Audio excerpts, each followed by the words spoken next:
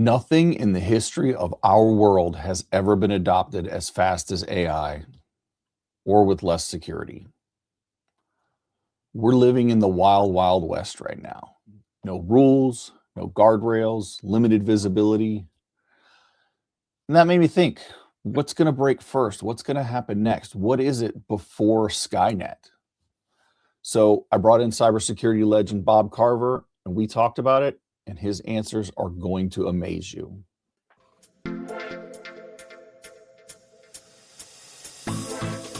We are the Keyboard Samurai, a podcast focused on sharing insights to help those working in cybersecurity companies, be them technology or services. Each session, your host, Will Klusovsky, aka Will Clue, sits down with professionals in our industry to illuminate topics that will help your security biz, team, or self be better. Let's hack into it now. Hey everybody, welcome back. Another exciting episode. As always, please like and subscribe so you can get these weekly updates. I'm excited today. I have what I would consider an internet world famous person on my show. So Mr. Bob Carver, why don't you tell us who you are and why we care, man? Sure. Yeah. Bob Carver, over 25 years, probably maybe I'm over 26 years now. But anyway, I started in the financial industry back in the day in the late 90s, where most of the guys that were doing security were actually IT guys. And it's like, oh, we got this problem. we need your help. Throw you a lifeline. So I initially worked for Fidelity Investments and actually saw a lot of worms and that sort of thing. And I monitored network traffic just for to keep the operations going and everything. But those worms, they have a tendency to fly across the network, so you can see some different stuff going on to be able to identify what's going on. But I was working there for some time, and then there was a position open at Verizon Wireless. And the executives at Verizon Wireless at the time had the wisdom and foresight to think that they needed some full-time security guys, not just some part-time contractors. What happened is Paris Hilton got her phone and all of her information hacked on T-Mobile network. And they go, whoa, that might happen to us. Maybe we better start hiring some guys to figure out how to do this. So I was employee number one back in 2005 at the Verizon Wireless.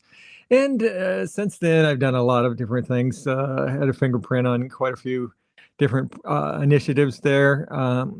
And also eventually started speaking, nationwide, and then Canada, and then even worldwide. To 2018, I did an all EU conference. Matter of fact, I first started warning people back publicly, not privately, but publicly, back in 2018 in front of a EU conference that was, several thousand people. And I said, you guys need to get ready. One of these days that this cybersecurity is going to be the defenders versus the threat actors, and it's going to be AI versus AI. So get ready, guys. So anyway, that I did there at all EU conference, and of course, it was, I think people were a little bit deer in headlights, and of course, it's like that's far in the future still, And of course, 2019, I did IMF, International Monetary Fund in Washington, D.C. in front of 190 countries. And the second time I spoke there, I was actually opening keynote. So anyway, that's just a few little things here and there. And pretty active on LinkedIn, and some people know me on LinkedIn. So sure. Been doing that well. Matter of fact, I was early in LinkedIn days. I saw that they were distributing malware near the beginning, and I kept on telling them, and they said, how would you like to have an advisory board position? I said, well, I'm sort of busy. I'm starting from almost ground zero at Verizon Wireless. We're a whole nationwide network. Unfortunately, I had to turn them down. I was this slam too busy doing that. Right. But anyway, that's just that's a start, a flavor.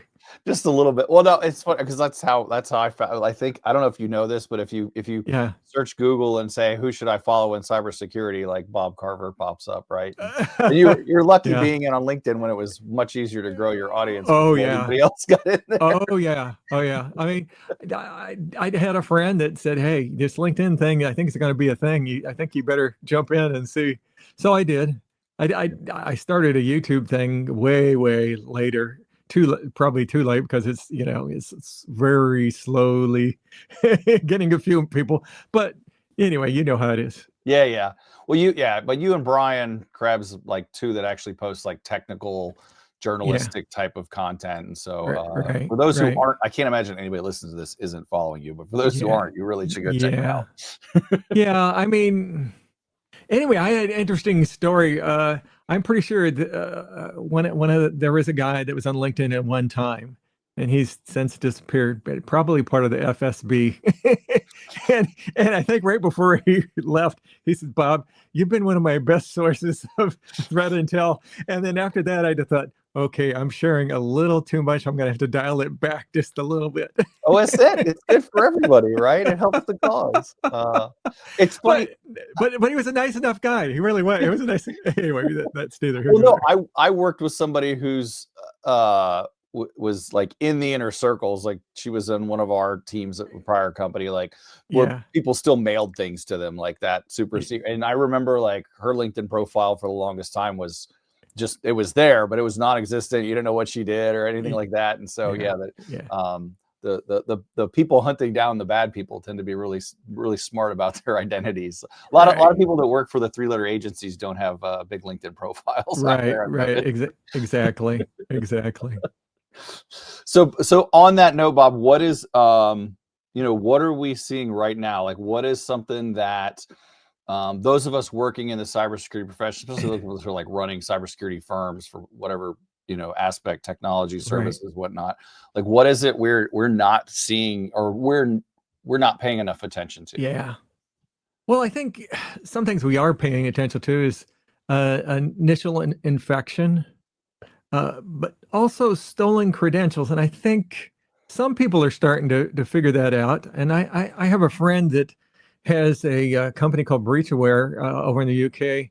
And that's one of the things he looks for is stolen credentials from various enterprises, whether it be schools or Fortune 500 or whatever.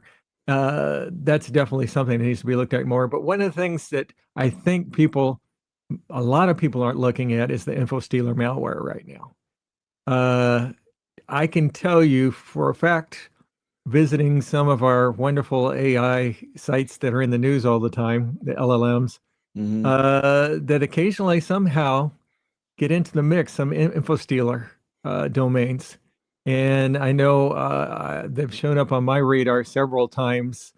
And luckily enough, my stack was able to identify what was going on. But yeah, it's sort of scary. I mean, because, there's now it's, tens of millions, if not hundreds of millions of people visiting all these LM sites. And, there's all sorts of data poisoning and things that are going on that people are just not realizing.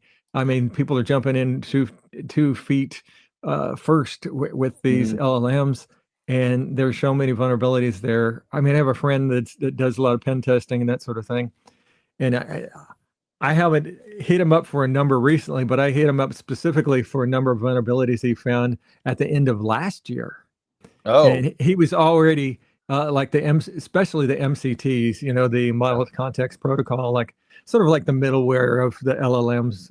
I'm seeing that like MCP is like like the last couple of weeks. Yeah, is like a more prevalent term. And so I'm pretty sure he had a good solid 500 by the end of last year. So who knows what he has now?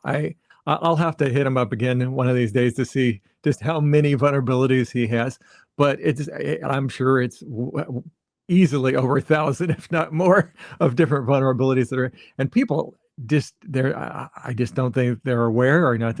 Well, you probably know. Well, you've seen some of the companies out there that are trying to mitigate some of these vulnerabilities from more like a proxy type stand or a layer 7 firewall type of thing. But it needs to be fixed at the source too. Right. Now, is that the I mean, this is a whole secure by design conversation, which I just had Yeah. a while back. Like, is that Yeah. is that what's happening? Is it on the AI companies to do this? Yeah, Where's the I think breakdown? so. I think so. I mean, they're the one that's running this stuff. Now, but to be honest, not all MCPs rolled out by the AI companies, but all the people that are involved, somehow need to be involved. It's just the Wild West right now. And Yeah, nothing's been adopted faster in the history of the world, and right. by everybody. And we already have this prevalence, especially the younger generations, to not really care about privacy. So they Uh-huh. don't really, to me, that translates into, well, is this really sensitive data? I can go ahead and throw my financial stuff in here. I need to do this report better, right? Right. I need to. Exactly. Exactly. And they all started, a lot of the companies started out, oh no, we can't, we can't do that right now. But then now they're sort of almost going the other way, I think. And they're just I don't think they had the visibility and context to even know what's going on, to be honest. It's funny because it just dawned on me today. So probably 5, 6 years ago, I Hmm. remember my CRO got me on a call with the rest of the sales and technical team and was like, hey, we're going to look at this tool. And we didn't know what it was. It came out of the blue, and it was a tool that when you got onto your Zoom or Teams call, it was going to record everything and transcript it. And we're a security Right. company. Oh And we're all yeah. like, no.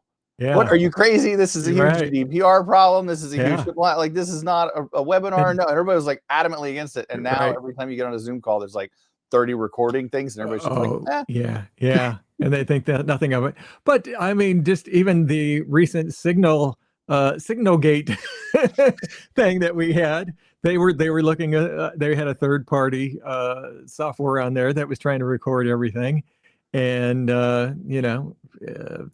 too much information went out to the entire world there. So Oh, and I just learned about slop squatting.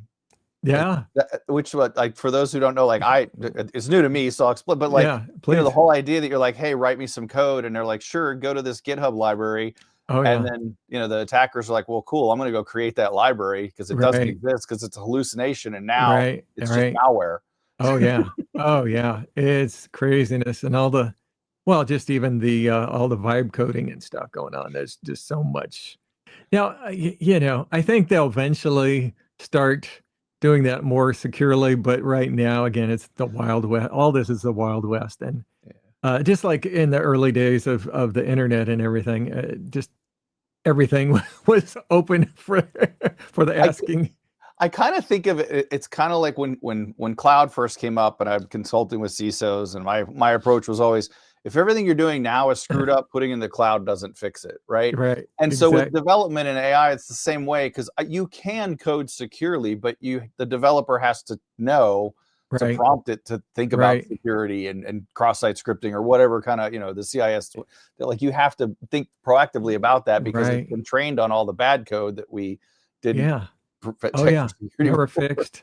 And all the repositories that are out there, and the people are saying, "Oh, we just put the plug here, plug here, plug here, tie it all together, and you're good to go." And of course, nobody's touched those repositories for years, to know whether they're really secure or not. I don't know about you, but I actually talked to all coders I could find, and it was quite some time ago. It was over 10 years ago. I said, "How many of you had, secure coding training?" And it's like, Zero. None, zero, goose eggs. And it's like, My bachelor's oh, is in BI was in CIS computer. I basically, yeah, learned how to program up to a matrices in like 10 different languages, and none of it right, had security. And nobody. I remember talking about application security in the early 2000s, right, and right. everybody's like, "What is that?" Like, no, how? Yeah, Huh? Like, because yeah, before web apps were prevalent, people still had Lotus Notes and stuff going on, right? I mean, yeah. Oh, yeah. Oh, yeah. Absolutely. Craziness. I remember a few vulnerabilities in Lotus Notes a long time ago. oh, I'm sure there's definitely some, but yeah, like we lived through. I mean, going back to what you were saying earlier about, like, Yeah. being around in the '90s, I remember Hmm. having a snort box brought into the office, Yeah. for the first time going, what's this thing do? Oh, it looks at the network traffic for, I Yeah. was like, this is interesting. Yeah. Well, that's how I got started, because I was monitoring for Fidelity investments. I was in monitoring their networks. It was mainly for operational issues and for capacity planning and that sort of thing. But when all these crazy worms and viruses and stuff came out, it's like, okay, who has visibility into this? It's like, I think I could help you out. Let me check it out here. And it wasn't full at that time. It wasn't quite full packet capture. It was more like Armon. But later, eventually, I started looking more at full packet capture. And I think that's one of the issues we have today too. People don't realize where they don't have enough visibility and context to what's going on in the network. Well, and You there's know? so much. I mean, because even, Yeah. if you're running a SIM and an EDR, XDR stack, I mean, you've got, and Right. that's not even full packet capture most of the time, right? Like that's too much for most Yeah. most Oh, people to yeah. have to even deal with. Oh, yeah. And I was doing all this stuff manually way back when, where I would look at the packet captures, and I would look at the endpoints and see what was going on and that sort of thing. And I actually gave away the whole concept of XDR like over a decade ago to was it Black Trace or Dark Trace? Dark Trace. Okay. Yeah, I gave it to them, and they sat on it, and they had 2 startups that came out of their company, but they weren't funded properly, unfortunately. But I was Mm. trying to I said, "Hey, this is what I want. Just work on this." I was busy putting out, fires one after another. I didn't have time to make it myself. And I tried to get some folks well, anyway, eventually I did get full packet capture, but the next thing I wanted to do is have machine learning Mhm. and neural networks, but with packet capture. And matter of fact, I've rented to some ex-NSA guys that are doing that now, that they're doing pretty well.